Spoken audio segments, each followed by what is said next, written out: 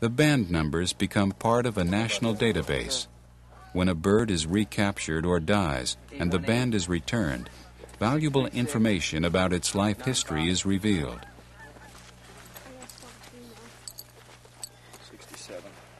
The data helps scientists learn about survival rates and predict population trends.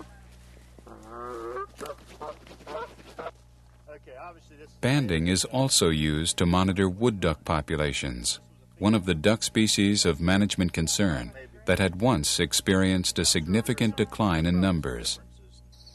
Wood ducks prefer cavities in old trees for nesting, but when the old-growth forests were cut, nesting sites were lost and the population suffered. When nesting boxes designed for wood ducks were introduced, the ducks quickly accepted them. Today, thousands of boxes have been installed across the country, and wood duck numbers have increased. Refuge staff also lend a helping hand to osprey nesting efforts. Ospreys, also known as fishhawks, can be found worldwide. The ospreys on the Refuge migrate each fall to South America, returning in the spring to raise another brood. Ospreys, like bald eagles and peregrine falcons, suffered when DDT entered the food chain. The pesticide was linked to the thinning of their eggshells, and few young hatched. Today, with the elimination of DDT and the protection of key habitats, osprey populations are recovering. Also doing well, in fact too well, are the resident Canada geese that no longer migrate to their northern breeding grounds to nest. These geese, whose numbers are rapidly increasing, are becoming a nuisance wherever they take up permanent residence.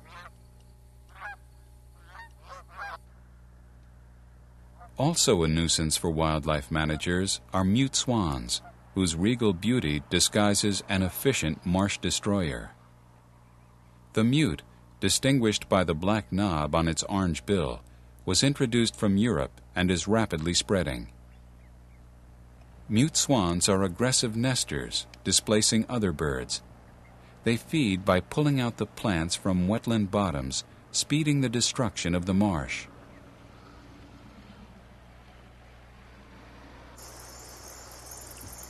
The most threatened wildlife habitat on the Refuge is the marsh. During the past 60 years, 8,000 acres, more than 12 square miles, have disappeared beneath the waves, a loss not only to waterfowl, but also to the bay's aquatic life. The reasons for the loss are complex and not fully understood. Scientists speculate that two events are happening at the same time: sea level rise and land subsidence. Global warming is thought to be the reason for sea level rise, as glaciers and the polar regions melt under rising temperatures. The land under the marshes is also slowly sinking as groundwater is pumped out for human use. The cumulative result has been that water levels have risen 6 inches during the past 100 years. This house on Barren Island, one of several islands that are part of Blackwater Refuge, once stood high and dry, far from the water's edge. There once was a lawn, boat docks, and a beach, all now swallowed up by the rising waters.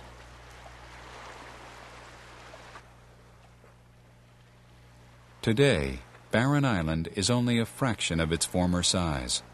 It too may one day slip below the rising waves, as have so many other islands in the Chesapeake Bay.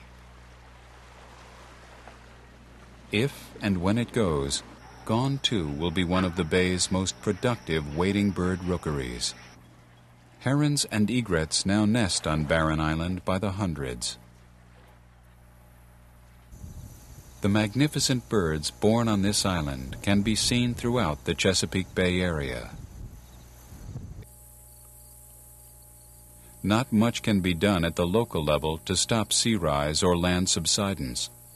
What can be done is to preserve and protect what remains.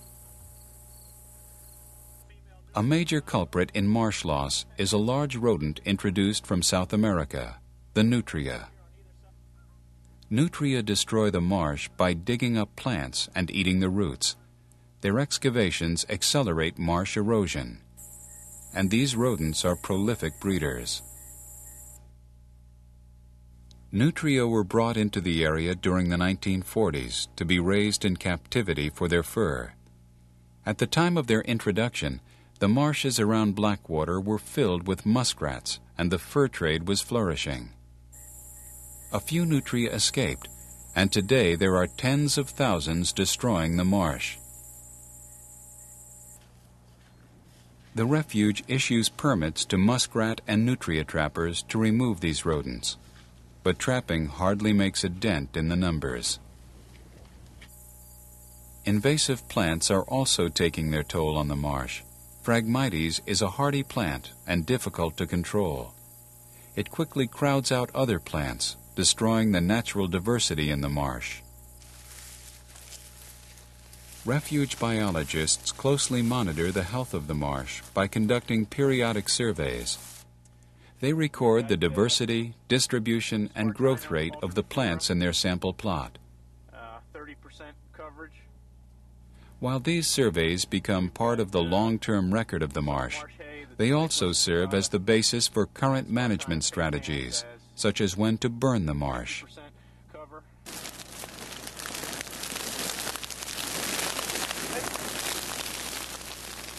Fire is a tool used to maintain and invigorate the marsh. Without fire, the dead plant material chokes off new growth.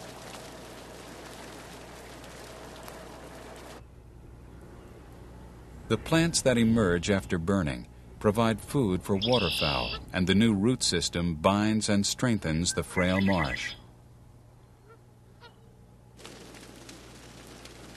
Burning the dead material also reduces the risk that lightning strikes become uncontrolled destructive wildfires. To compensate for the continuing loss of marsh habitat, the Refuge is expanding by acquiring lands from willing sellers. During the fall and spring, Blackwater is a crucial resting and feeding stop for thousands of migrating birds representing many species.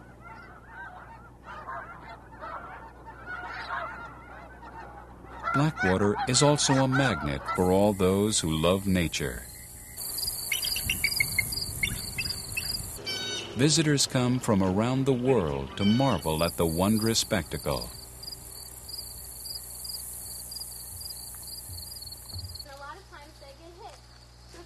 Blackwater also very much belongs to its surrounding human community of Dorchester County and Maryland's eastern shore. And what happens is there's a piece of corn back here, squirrel walks in, steps on this pan, and the door closes. Your Canada geese and your snow geese. For many school children, Blackwater is their first up-close introduction to the natural world of wetlands and wildlife.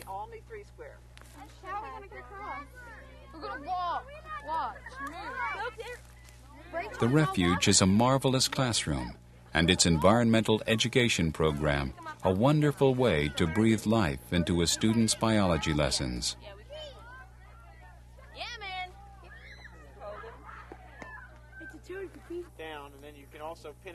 Several times during the year, the Refuge, together with the Friends of Blackwater, a volunteer organization, offers demonstrations and guided talks that explain some of the wildlife-related activities that take place at the Refuge. Volunteers are an important part of what makes Blackwater work. More than 100 volunteers contribute over 10,000 hours a year staffing the Visitor Center and helping with many public use and biological activities. Blackwater provides benefits to people as well as to wildlife. Not only is it a great place to observe and photograph wildlife, but there's hiking and bird watching, biking and fishing, and limited hunting opportunities as well. Blackwater is a story of challenges met and promises kept. A place that benefits both its wildlife clients and its owners, the American people. Please help us protect this area for future generations.